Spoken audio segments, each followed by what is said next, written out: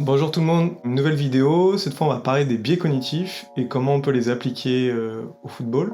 Un biais cognitif, c'est un schéma de pensée tronqué, trompeur, faussement logique, qui nous permet d'aller vite dans un jugement et surtout qui influence nos choix et nos prises de décision. Faut bien comprendre qu'un biais cognitif, c'est quelque chose de normal, qui s'installe naturellement chez tout être humain. C'est très important de les connaître pour pouvoir les combattre. Donc vous en faites, j'en fais tout le temps. Le but, c'est justement de les repérer pour pouvoir les corriger. On va parler en premier de l'attribution fondamentale de l'erreur. C'est un biais cognitif très répandu. On se trompe, et plutôt que de reconnaître son erreur, on va essayer de trouver un autre responsable, un facteur externe, voire une autre personne. Dans le foot, ça pourrait être un attaquant qui rate sa frappe, et qui va rendre le passeur responsable de son erreur. Ça peut être également appliqué au management, un entraîneur qui refuse sa part de responsabilité dans la défaite de son équipe et va blâmer ses joueurs. On peut penser notamment à l'équipe de France 93, où Gérard Houllier, pour expliquer la défaite, va affirmer que David Ginola a fait un crime contre l'équipe de France, donc attribuer l'erreur fondamentale de l'échec de la qualification d'une Coupe du Monde à un centre raté en fin de match d'un joueur. Et pour rester sur le domaine de l'équipe de France, on pourrait citer peut-être Patrice Evra, qui cherche la taupe à Naïsna, et laisse induire que l'erreur fondamentale de cet échec, c'est justement le fait qu'il y ait des informations qui fuitent du vestiaire. Le bandwagon effect, prendre le train en marche, ça va être suivre et subir les effets de mode, puisque un acteur majeur fait un changement, on va le suivre, non pas parce qu'on pense qu'il est bien pour nous, mais parce qu'on est des animaux sociaux et on copie ce qui est démocratisé, ce qui est mainstream, ce qui est dominant. Pour sortir du domaine du foot, il y a un exemple qui était frappant, c'est quand Djokovic avait affirmé qu'il avait gagné Roland-Garros grâce à son régime sans gluten, et que des milliers, voire des millions de personnes sont passées au sans gluten, alors qu'il n'y avait peut-être pas de fondement médical pour qu'ils changent leur régime alimentaire. On peut peut-être parler de la défense à 3, qui a été remis au goût du jour notamment par Antonio Conte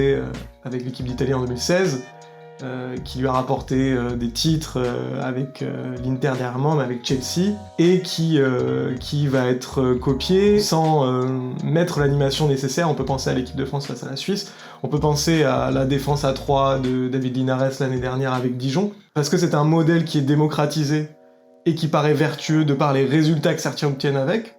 On le prend, on s'en empare, sans nécessairement le rendre pertinent pour soi. On peut en parler également pour le mercato, où un joueur, une fois qu'un club majeur le sollicite, va avoir de multiples opportunités et de multiples propositions de contrat, parce que justement, on se dit si ce club important s'intéresse à lui, c'est forcément qu'il est bon.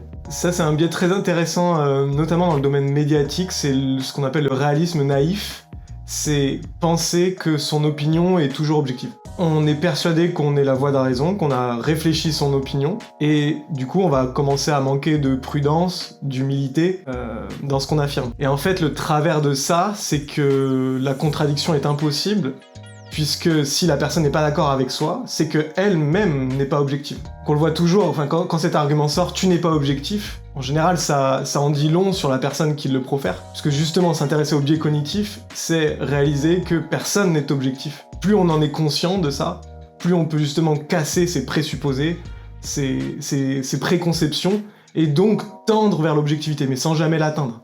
L'effet Pygmalion, c'est un phénomène qui est très étudié en psychologie et en pédagogie notamment. Il y a ce fameux exemple d'une maîtresse d'école qui affirme à ses élèves que les blonds sont très forts en maths, et tous les blonds augmentent leurs résultats en maths, et puis après elle dit que en fait non, c'était pas les blonds, c'était les bruns aux yeux verts, et les bruns aux yeux verts augmentent leur performance même en maths. En fait, c'est correspondre à l'idée que l'autre a de soi. Et ça marche également pour sa propre personne.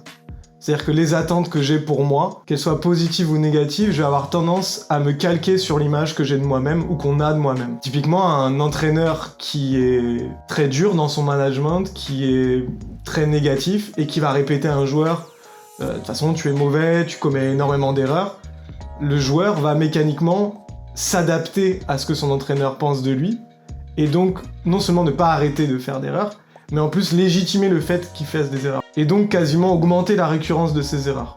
And Serge, you are going to be one of the markers. Do you speak good English? I am afraid of you as a mother, because you are capable of doing a shit penalty with VAR. So I'm telling you already that I am afraid of you. De la même manière, on sait très bien maintenant qu'un joueur comme Cristiano Ronaldo s'est persuadé depuis le plus jeune âge qu'il était le meilleur et qu'il serait le meilleur joueur du monde. Évidemment, ça ne suffit pas de se répéter ça devant le miroir quand on se rase le matin. Il faut mettre en place des choses chaque jour pour atteindre ses objectifs. Néanmoins, le fait d'avoir cette assurance, de voir cette estime de soi très très haute, ça va nous aider à atteindre nos objectifs. Le biais de confirmation, c'est le fait de lire une nouvelle information pour conforter un présupposé. J'ai l'impression qu'il pleut tout le temps à Paris. Je regarde la météo à l'année et je vais regarder les mois où en effet il pleut énormément. Ça c'est très répandu dans le foot, notamment dans le rapport à la data, où un entraîneur, un directeur sportif, va chercher les chiffres qui correspondent à son impression visuelle. Il va pas forcément prendre l'outil statistique pour le confronter à son impression visuelle, il va le prendre pour justement corroborer ce qu'il a vu. C'est valable également dans la sphère médiatique ou de supporters, où quand on a une opinion tranchée sur un joueur positive ou négative, tout ce qu'il va faire dans son match va tendre à nous renforcer dans cette opinion. Marco Verratti est un joueur neutre, il ne sert à rien dans le collectif, dès qu'il va faire une passe vers l'arrière, on va dire ah, tu vois. Et ça faut vraiment s'en méfier, il faut essayer de le déconstruire. L'effet Dunning-Kruger, c'est la théorie selon laquelle les gens les moins compétents vont obtenir de meilleurs postes. Pourquoi ? Parce qu'ils n'ont pas conscience de leur incompétence, et donc ils ont une confiance en eux très très importante. Par rapport à des gens qui sont très qualifiés, très compétents, et qui pensent à tort que ce qu'ils réalisent est facile puisqu'ils arrivent à le faire. Et donc ces personnes-là ne vont pas forcément se mettre en valeur, ne vont pas réclamer des postes à la hauteur de leurs compétences. On va pas donner d'exemple pour pas être méchant, mais dans le milieu des coachs, dans le milieu des dirigeants, l'effet de Dunning-Kruger, il est très important, où on voit des gens perdurer, enchaîner de nombreux clubs, de nombreux postes, sans que leurs compétences aient réellement été avérées. La peur de perdre, c'est le fait que la douleur de la défaite est plus puissante que le plaisir de la victoire. Et du coup, on va plus facilement mettre en place une stratégie qui va nous éviter de perdre, plutôt qui va nous permettre de gagner.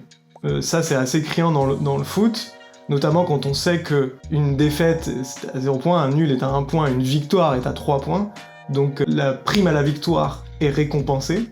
Et pourtant, il y a encore énormément d'entraîneurs qui ont une approche conservatrice et qui jouent avant tout pour ne rien offrir à l'adversaire, et donc pour ne pas encaisser, pour ne pas perdre. L'effet de halo, c'est quand une caractéristique unique d'une personne influence notre perception globale de cette personne. Une personne qu'on va trouver belle, on va souvent penser qu'elle est aussi intéressante, qu'elle est aussi intelligente, qu'elle est aussi cultivée. Si on fait le parallèle avec le foot, ça peut être un joueur qu'on trouve élégant, on va penser qu'il a une excellente vision de jeu. Et au contraire, un joueur inélégant, on va penser que c'est un rustre, qu'il n'est pas très fin techniquement, alors que les deux ne sont pas liés. L'inversion de la dépossession, c'est le fait de surestimer un bien parce qu'il nous appartient. Ma maison, elle vaut très très cher, parce que c'est la mienne, que je vis dedans, et que forcément, elle est spéciale. Et ça, c'est un phénomène qu'on voit beaucoup dans le marché des transferts, notamment quand il y a un joueur d'une équipe moyenne, le meilleur joueur d'une équipe moyenne qui est sollicité, le club en demande bien trop. Pourquoi ? Parce que c'est son joueur spécial, c'est son joueur unique, c'est le joueur qui aide à obtenir des résultats, mais dans le marché global des joueurs en soi, il n'est pas plus spécial qu'un autre. Le biais du statu quo, c'est le fait de préférer laisser les choses telles quelles, plutôt que de prendre le risque d'innover, puisque, comme dit l'adage, on sait ce qu'on perd, mais on sait pas ce qu'on gagne. Ça, je pense que c'est assez développé dans le foot français, qui est parfois un peu en retard, parfois un peu réticent à l'innovation, qu'elle soit tactique, dans les outils statistiques, dans les méthodologies de travail. Le biais du faux consensus, c'est quand on a l'impression que tout le monde pense comme nous, parce que c'est une opinion qui est démocratisée dans un cercle fermé. Dans le foot, ça pourrait être par exemple, ce joueur est nul parce que tous les membres du staff pensent qu'il est nul. Et donc il y a un faux consensus, on pense que toute la planète pense qu'il est nul. Parce que la seule opinion qu'on entend, c'est celle de notre staff. Ça pourrait être aussi dans une rédaction sportive, le fait de penser que relancer court, face à un pressing, est suicidaire. Il ne faut pas le faire. Puisque tout le monde pense la même chose dans la rédaction, c'est que c'est vrai. L'effet de simple exposition, c'est le fait d'une augmentation d'un sentiment positif vis-à-vis d'une personne ou d'un objet, simplement parce qu'il est surexposé. C'est le principe même de la publicité, où quand on voit un objet qui nous est vendu à multiples reprises, on se met à penser du bien de lui. Ça, si on le décline en foot, ça pourrait être par exemple le numéro 9 est le joueur le plus important de l'équipe, Pourquoi ? Parce qu'on regarde majoritairement des résumés de matchs et que ce joueur est surexposé notamment dans ses réussites, dans ses exploits. Et le reste de l'équipe est minoré, et même lui, ses échecs ne sont pas réellement montrés. Voilà, c'est tout pour aujourd'hui. Merci de m'avoir regardé jusqu'au bout. J'espère que ça vous a plu. N'hésitez pas à me donner en commentaire votre avis, et si j'en ai oublié, prenez soin de vous.